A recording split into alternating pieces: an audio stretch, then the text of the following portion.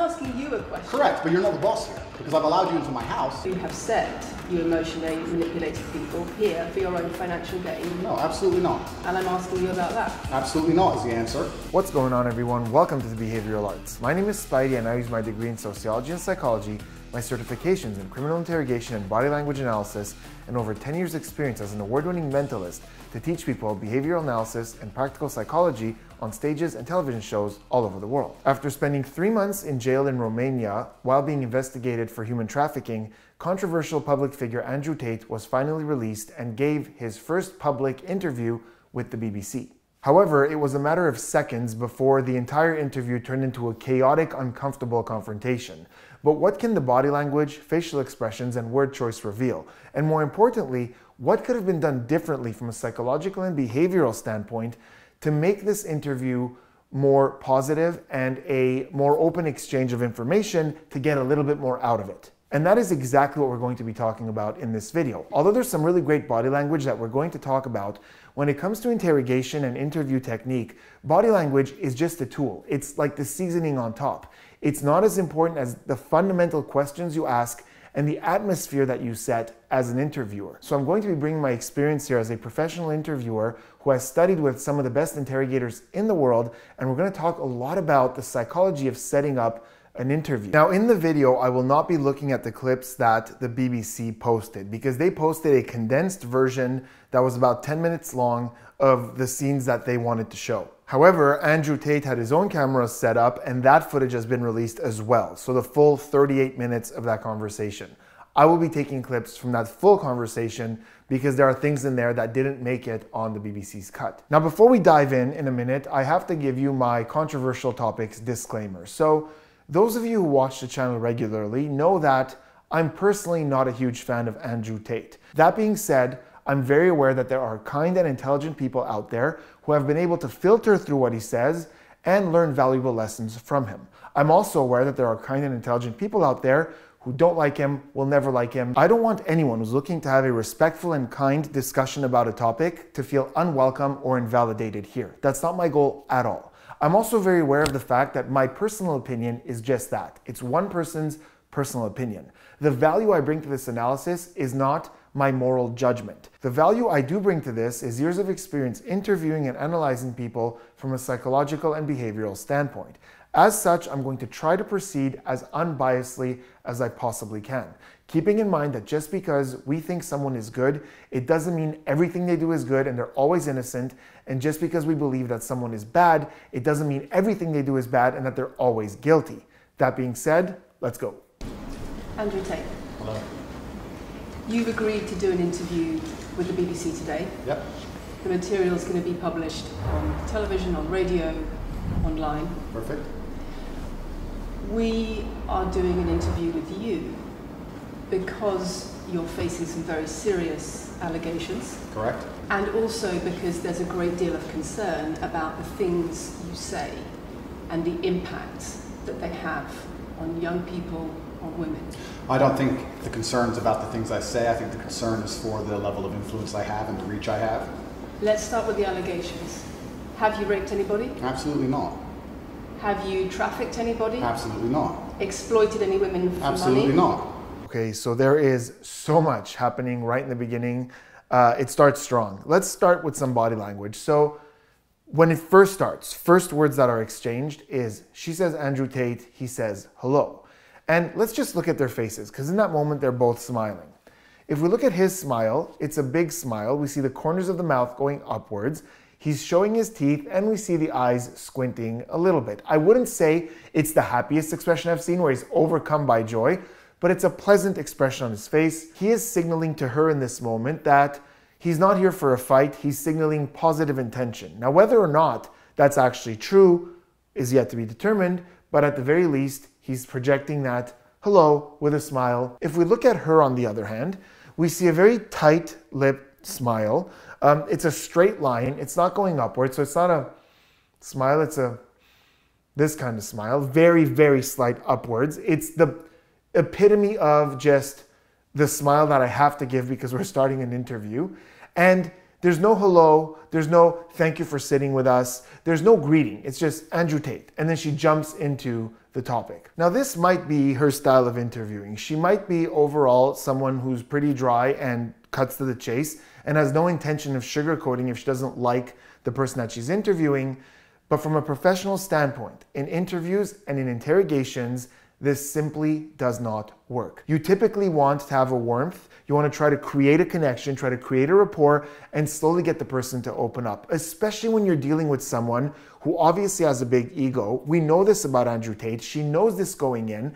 So if you're going to try to come in, and also, by the way, he talks a lot about body language in a lot of his content. So he's also trying to gauge where she's coming from with this. Is this just someone else who's out to get me, or is she ready to have an open conversation? If you observe some of the top interrogators in the world, FBI, CIA, or even some of the best interviewers, even just on television, people like Gayle King, if you look at their behavior towards the person they're interviewing, you can never tell if they like this person or not. They're always talking like they're on the person's side. They're being empathetic, they're being social, and they're trying to see things through the person's lens. To follow down that path, you'll notice that she says Andrew Tate and then jumps right into the topic, the accusations, what's going on, the nasty stuff.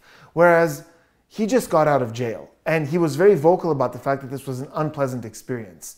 If she took just a minute to talk about that and say, you know, you just got out of jail, you were in there for 3 months, that couldn't have been easy, why don't you tell us about that? Give him a chance to talk about that, give him a chance to feel heard. You open up the door for him to cooperate quite a bit more. Now, I'm not saying guaranteed that's going to work, but it increases the odds dramatically more than Andrew Tate, and then just jumping right into the accusations. 30 seconds into the interview, she says, there's concern about the things you say and the impact it has on young people. And he immediately corrects her. So we're going to make it 30 seconds into the interview without him correcting her. And he says, I don't think it's the things I say, it's about the influence and the reach I have. Is it?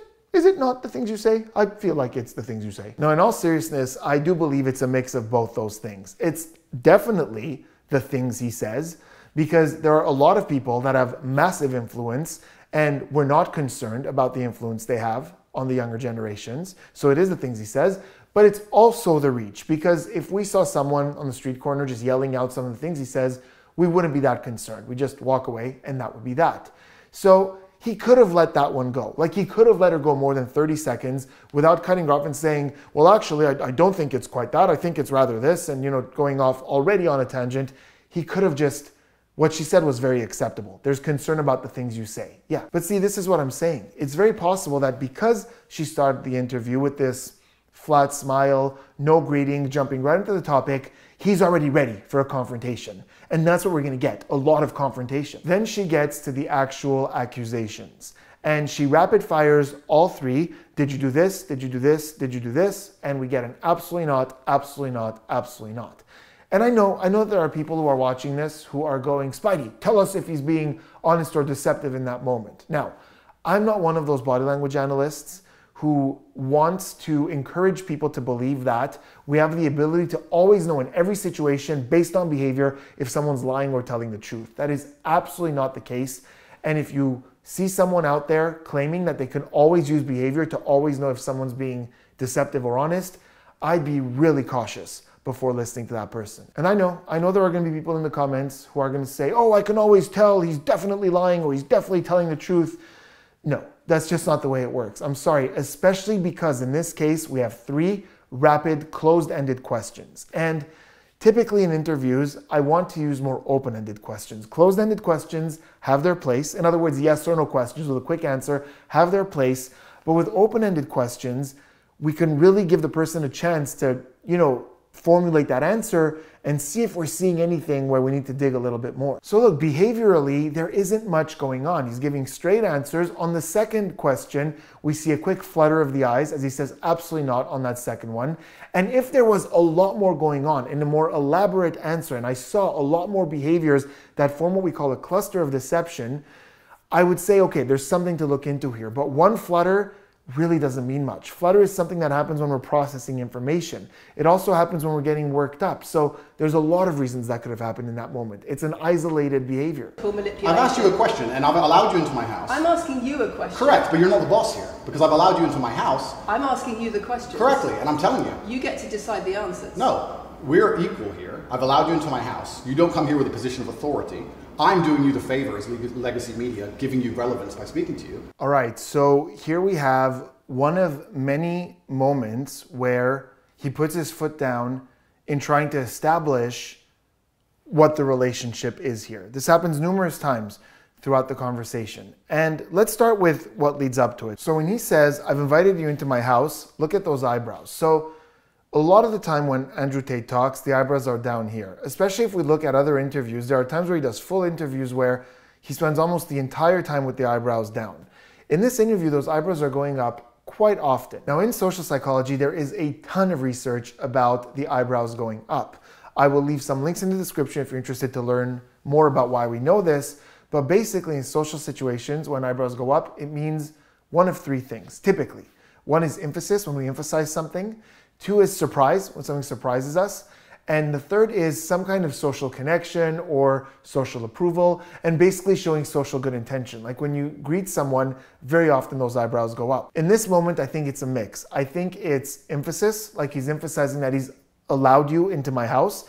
But I also think there's a social element to this. We see him extending his hand, almost like I extended an invitation to you. So it's that kind of unspoken like greeting. I greeted you into my house. Then she says, yeah, but I asked you a question. And that's where this confrontational thing goes sky high. So he says, yeah, but you're not the boss. First of all, there's a drop in his tone, right? He's talking up here and now it's, yeah, but you're not the boss. He slows down his speech and he brings the tone down. And he leans forward as he says that. And it's a brisk kind of leaning forward. And he's a big guy. He's a kickboxer. So it's quite intimidating for him to like lean towards her like that and drop his tone and look at her and go, you're not the boss here. And for a quick moment, if we look at her in that moment, we see her eyes open up very quickly. We see the lips pull back and we see a vein on her neck here just for 1 second, just go like this. Like we see it pop. And I think for one moment, she's startled by that gesture. It happens right as he leans forward. I also want you to notice in this moment, his hands are together, but they're doing something different. Most of the time in this interview, they're together like this, pretty calm, just resting there, which is a comfortable, confident position. In this case, the fingers come together and we're seeing this rubbing, massaging gesture. There are a lot of different words in the research for this type of gesture, but they're often called adapters because we're adapting to an emotional change. They're called manipulators because we're manipulating a part of the body. They're called self-soothing gestures, but they're basically massage-like repetitive gestures that we use to calm ourselves down when we're feeling stressed or tense. I think the reason it's happening here is because in that moment, he's feeling that anger spike as he leans forward and his tone drops. And as someone who preaches staying calm and collected and staying in control of your emotions, he knows that wouldn't be a very good look. So we're seeing this adapter kick in because he's just trying to calm that anger down. What's astounding is that that's not the only time that this happens. Later on, again, when they're talking about the dynamics of the conversation, we see the exact same behaviors. We see that lean forward and we see the massaging in the hands. Well then we need to change the dynamic of this interview because, and I'll make this clear, I allowed you into my home. I'm doing you a favor, giving you the first interview I'm giving to the public. You don't come here with a position of authority. You're not the police. Same topic, same gestures. So my confidence is pretty high that that's what we're seeing here with these adapters. Now, after that lean forward, when he says that, as she continues to talk, we see something in her facial expression that we're going to see a lot throughout this conversation where her head is kind of turned away from him and she's kind of looking at him like this off to the side. In psychology, we call this looking askance, but the more common term is side-eye. It's consistent with disapproval or distrust. Like think about when you're skeptical of something, you might look at it like this from the side, you're trying to figure it out, but it doesn't have your full attention. That's what that gesture typically means. You'll also notice as she's looking at him, she's got the eyebrow flashes going as she says, I'm asking the questions. I think this is emphasis, but I also think there's a social element to this, but not the most obvious one. When I talk about social connection, social approval with the eyebrows, there's also situations where it's not necessarily positive. Like think about a kid who's doing something and the parent looks at them and just goes like this, like, you have my attention. So it's the same eyebrow flash. It's the same eyebrow flash of letting someone know you have my attention. Hey, how are you? But it's not in such a positive way. And I think that's what we're seeing here. It's this kind of, yeah, but this is what's going on. I'm the one asking the questions. Like, I've got my eye on you. Let's really quickly talk about this I've invited you into my house thing, because he's going to bring this up a lot throughout this. So I'm going to argue that, and then I'm going to argue my argument. So The argument to that is that he didn't have a choice. He's under house arrest, so they had to do the interview at his house. The counter argument to my counter argument is that he didn't have to do this interview at all. So he does have a point in saying that I invited you here for this interview. It's not 100% what it seems like he had a choice of places and he says, yeah, come on over here, let's do the interview here. He couldn't have done it anywhere else, but he didn't have to do it at all. So there's other places in that same website where you say convincing women to take part in some kind of business arrangement doesn't work long term because they're emotional. You've got to get them to fall in love with you. That's coercion, that's emotional manipulation, that's abuse. What you've found are clips from the internet, some text from the internet, and you're going to sit here and tell me that that's the reason I should be your website, your words. It's not my website. Yes, it is. No, it's not. Check my website. Next. I'm saying that you have said you emotionally manipulated people here for your own financial gain. No, absolutely not. And I'm asking you about that. Absolutely not is the answer. All right, love that clip. So I had a lot of questions when I first saw that. She claims that he has said that he gets women to fall in love with him in order to assure that they are invested long-term in this business that he has with them. And if you look at his answer, typically when a statement is made or a claim is made that he knows didn't happen, that he didn't say, we get very direct denials. We get very like, didn't happen, no way, straight to the point. In this case, we got something that really got my curiosity. First of all, there wasn't really a denial. He says, you just found clips and texts on the internet and you think that those are reasons that I should be in jail. He's not denying that he said that or that a clip like that should exist. He's just turning it around on her and saying, you know, you think I should be in jail. Then she continues to ask and says, you know, it's on your website. And he goes, nope, not on my website. Go check. Again, there's no denial that that doesn't exist. He's just saying it's not on his website. And then again, after a third time, he flat out finally says, when she says, you know, you've admitted to emotionally manipulating people, he says, no. Now we finally get a denial after 3 times. This is a really great example of why baseline is important, because this is not the way he typically denies things with full confidence. Eventually it gets there, but it takes a long time. So to me, this sounded weird. And I was like, there's got to be something out there where he's saying something close to this. And as I was doing my research, coincidentally, one of the members of our community here at the Behavioral Arts, Mercedes Veronica, sent a comment and said, hey, check out this video from a lawyer on YouTube by the name of Bruce Rivers, who is an awesome lawyer on YouTube who creates great legal content. And I went and watched his video, and again, through pure coincidence, he had that exact clip. Take a look. There's no such thing as having girls who work for you who you've not f***ed. It's impossible. You have to f*** them and they have to love you. It's essential to the business, because otherwise women have no loyalty. If you sit and say to a man, look, I'm going to show you how to make unlimited money on your computer from home, and we're going to do it together, and after a few months he can do it on his own, he'll still sit there and go, yeah, but we started this together, so let's just stick at it together. Women don't think that way. Women don't have any loyalty like that. They'll think, oh, f*** him, I can do it without him now, f*** him. Now, I know that Andrew Tate supporters will be like, that clip is out of context, that clip was a character, he was joking. Could be, but he's still denying ever having said that in this interview. He's not saying, oh yeah, no, I did say that, but it was a joke. You know, it's this character I used to play. He's not saying that. He's going, absolutely not, after dancing around the subject for a while. Now, that being said, I wish she had that clip ready, right? Because she's sitting there looking at her paper going, you said this. And he's going, no, I didn't. Why doesn't she have that clip? This clip that Bruce Rivers played, obviously it's out there.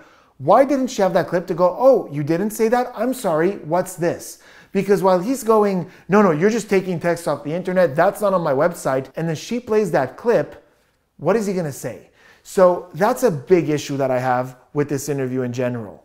She's there, she's just claiming these things, but she's brought no evidence with her to show in his face. And when you know you're gonna go into a confrontational conversation like this, and you have no intention of sugarcoating it, you have to be more prepared.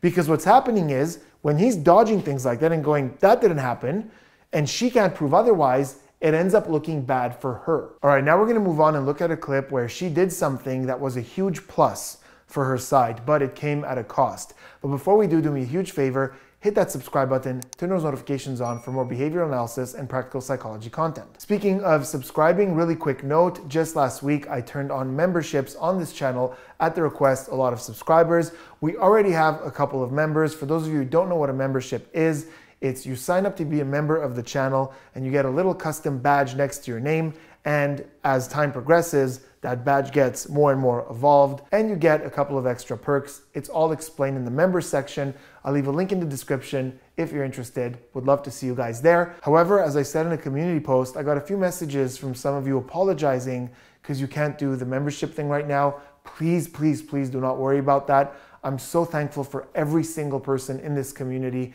I will continue to be as active in the comments. I will continue to upload regularly on schedule every week. The membership will not take away from what exists and is in place right now. It will only add a couple of perks for those of you who are interested. Let me ask you another question. Sure. You have said that a woman's intimate parts belong to her male partner, and if she goes on OnlyFans, he is entitled to a cut of her income.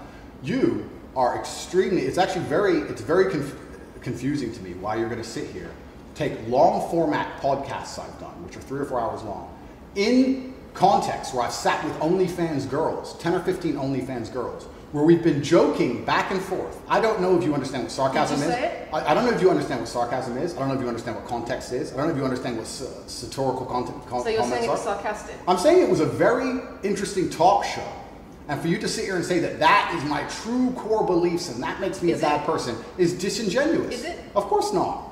Was it sarcasm? Absolutely. So in that clip, she did something that's a +1 for her argument and something that's a -1 for her argument.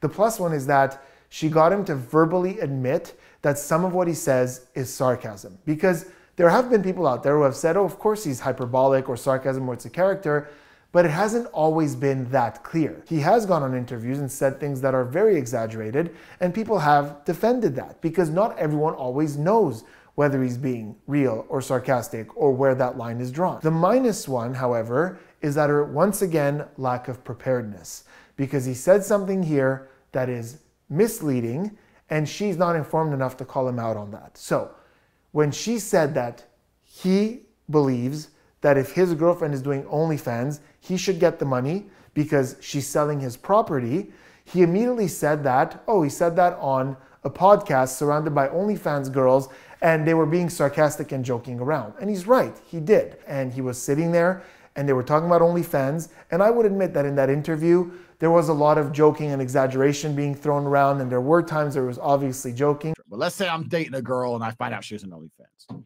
I say, baby, you're mine. I'm possessive over you. I take care of you. She's like, yeah, okay, yeah, I am yours. I know you're mine, which means all these motherfuckers aren't looking at you. They're looking at my property. So I want to know how much money we've made. Out of respect to your man, me. If you understand that you're my property, you belong to me, and you want to make a little bit of money showing my titties, that's fine. But I want my fucking cut.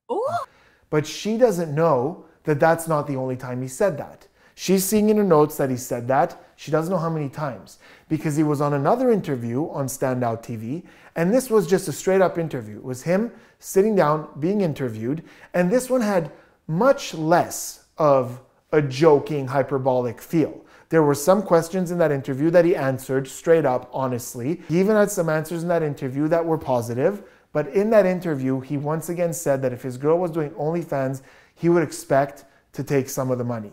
Then it cut to him backstage and he was saying, oh, the interviewer really didn't like that, and he was smiling about it. If my chick said, I want to do OnlyFans, I'm like, all right, then cool, go do it. How much you made? 10 grand, all right, give me 8. All right, cool. All right. What woman is going to give you 8 grand? Because you're my woman, you're doing OnlyFans, you're selling my product. Your product? Yes, The correct. woman, she's not Next your question. possession. No. I'm just answering it. I don't know if you're being serious. I'm totally serious. How would I let my chick do OnlyFans and keep all the money? That's disrespectful. What woman is ever going to give you that? Then she better not do OnlyFans. Duh. Oh my God. That upset her, didn't it? It upset her to say that you're mine, and if you're mine and men want to pay for it, then the money is mine. But that's the basic dynamic of a relationship. You're mine. So if you want to sell what is mine, that's fine, but I need to get paid. So again, maybe you can defend that in that case he was also joking. It's possible. You could put that argument forward. But he's making it seem in this interview that the only time he said it was in this podcast surrounded by these OnlyFans girls. if she was informed, if she had all the facts in front of her, she would go, oh, so is that, sorry, just clarify something for me. The only time you said it was when you were surrounded by OnlyFans girls? And now he'd be stuck. He would either have to go, no, I said another time, and now he's backpedaling. Or he would go, yeah, that's the only time I said it. And she could pull out the standout TV interview and go, well, what's this then? It's really unfortunate that she's not armed in this discussion with someone who's very used to deflecting the bullets that are coming at him. They come in, they smile, they shake their hands, and then they read one line excerpt from Blackboard. It's fine. It's fine. It goes like that. Yeah, that's fine. I'm having a nice conversation with Lucy. I'm enjoying it. So it's no problem. It's been fun so far. These people are on camera this time. People are on the cultural thing. It's fine. So here we have a break where the batteries for the cameras are being changed and we're kind of seeing them both do their own thing while they're getting ready to go again. And he's got someone from his team who's yelling things at him, presumably some kind of advice. There were some words I can make out, like shake her hand, smile, but besides that I tried to listen and it's quite muffled. I couldn't hear it. If any of you can make anything out, let us know in the comments. But ultimately Andrew Tate's just going, don't worry, it's fine. That's what he's projecting in his face, like, I got this, I'm confident. He even says, I'm having a nice conversation, Lucy, I'm enjoying it, you know, this is fun, and he's smiling. But if we look at that right leg, it's just vibrating like crazy. And here's the thing, a vibrating leg is not a universal gesture that has the same meaning. It can mean a ton of different things. You know, it could mean stress, anxiety, impatience. It can mean focus. Sometimes when we're focused, we fidget with something. It could be excitement. You know, when you're excited, sometimes you shake. So a shaking like in and of itself doesn't mean much. But in this moment, it's creating a contrast with this calmness and confidence that he's trying to project. Yes, it can mean a lot of things, but in most cases, it's not overwhelmingly positive. I feel like there's an element here of him kind of just wanting to get this over with maybe, or, you know, kind of feeling the stress of the last part of that conversation releasing. I'm not entirely sure. We could talk about it in the comments, but I think it contrasts with his calm confidence that he's trying to project. Her, on the other hand, she's not even looking at him. Like, she barely even acknowledges him. When he talks to her, she barely even looks at him.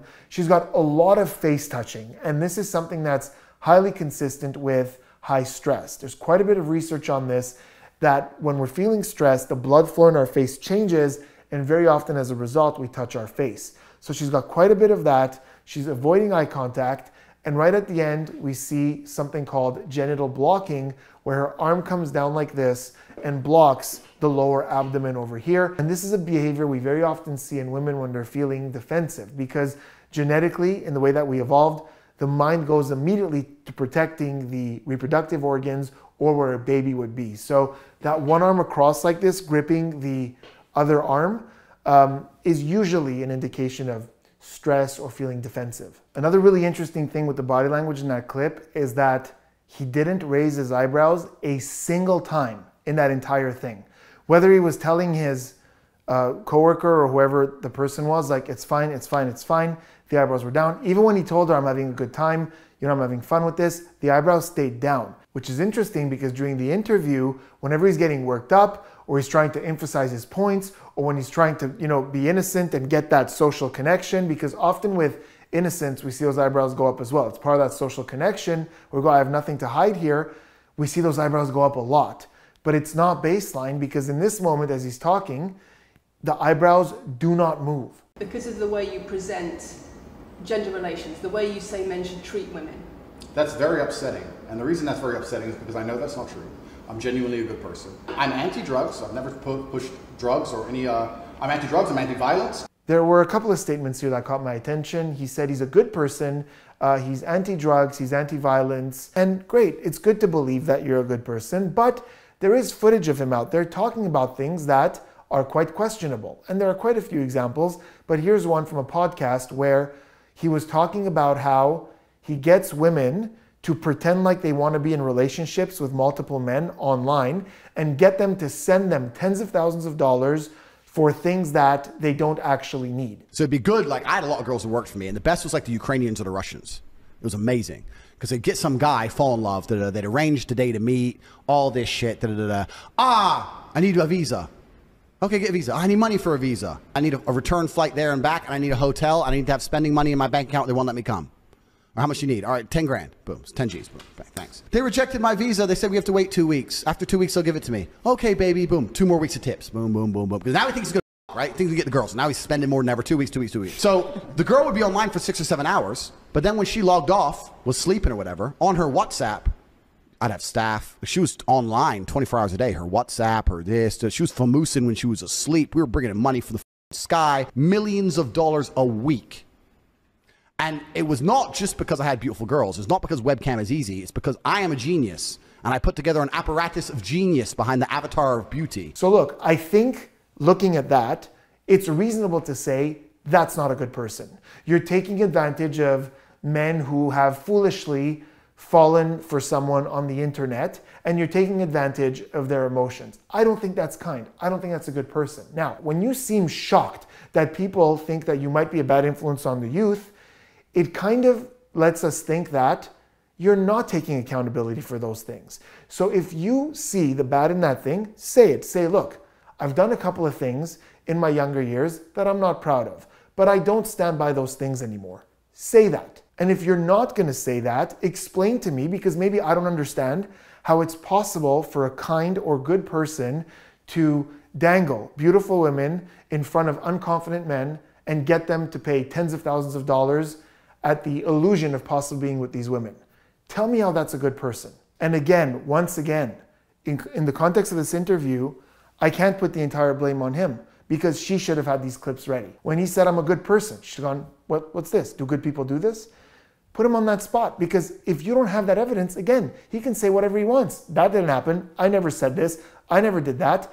And to a viewer who has no idea who he is, you're sitting there going, yeah, she doesn't seem to have any evidence.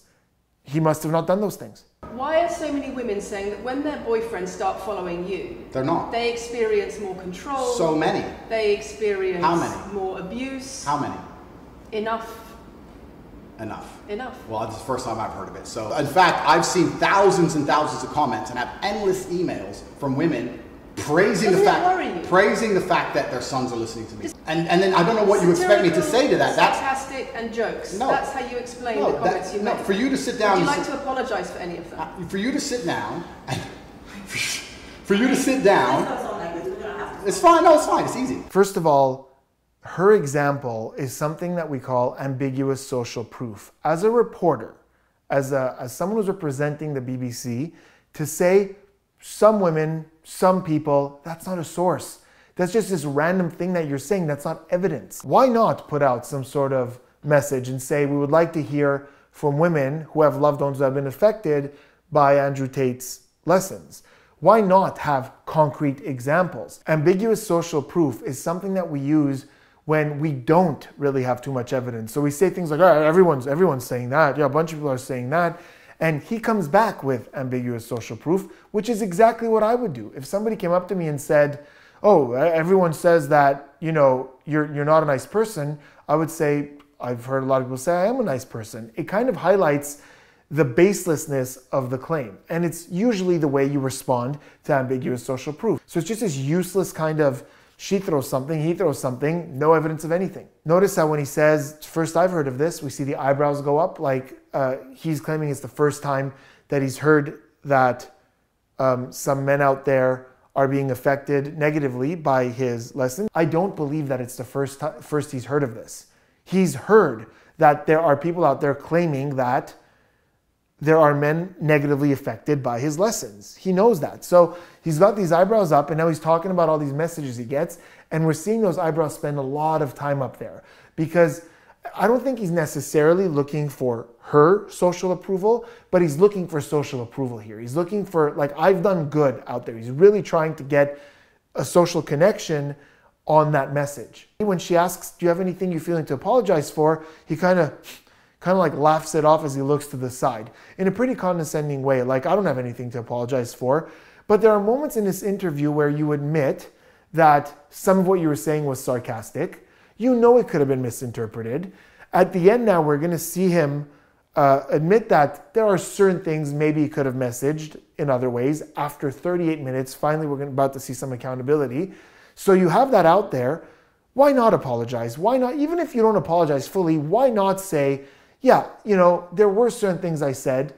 We just saw footage of you saying that you scammed men. Why not apologize for those things? When you don't do that, we kind of feel like you stand by everything you've said and done.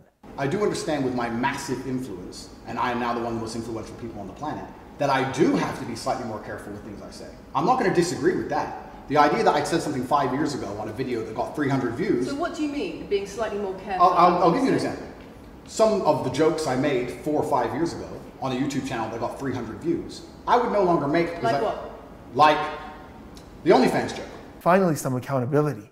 After 38 minutes of interviewing, he finally concedes to the fact that he needs to be more careful now with his messaging.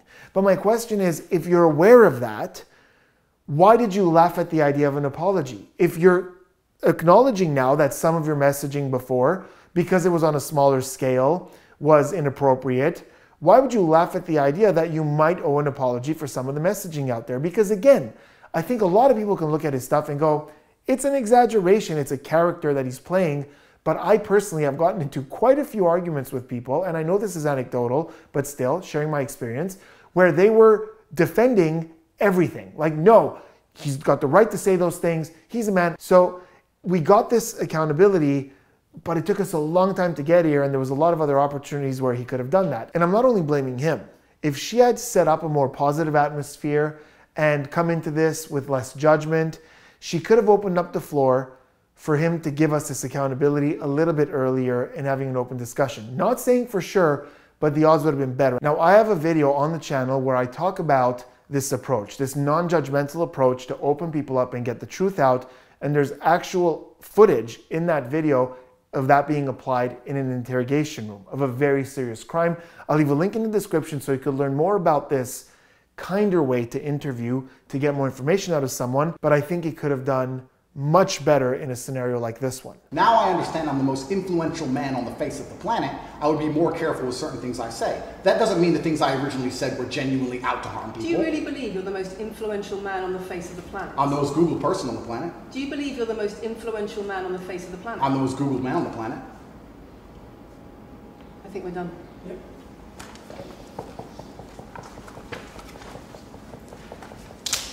Thanks, Lucy. It was enjoyable. Then he makes the statement that he's the most influential person on the planet. And she says, do you really believe you're the most influential person on the planet? And he goes, I'm the most Googled person on the planet. So we have a non-answer right there. Like and then that happens twice. So she asks it again and he says it again. He's not answering the question. So it's almost like he's aware that he's not the most influential person on the planet. He's making this bold claim. She's calling him out on it. And instead of giving a yes or no answer, he's redefining the parameters and going, well, I'm the most Googled. Well, okay, but does that mean you're the most influential? Well, I'm the most Googled. Doesn't really answer the question. And he immediately goes to that smile again with that leg vibrating like crazy once again. And I think he's aware. I think he's aware that that may not have been the best way to end the conversation because he made this big hyperbolic statement and then she kind of caught him on it. And then he answered with this false equivalence. Okay, so that was it. What are my final thoughts on this interaction? I think I said it about 1,000 times throughout this. I think she was very ill prepared, and I think she set up this interview from the get-go in a confrontational way. I think given his ego, his personality, this confrontation didn't really work for him, so he contributed to it by being dodgy, by making excuses, by deflecting.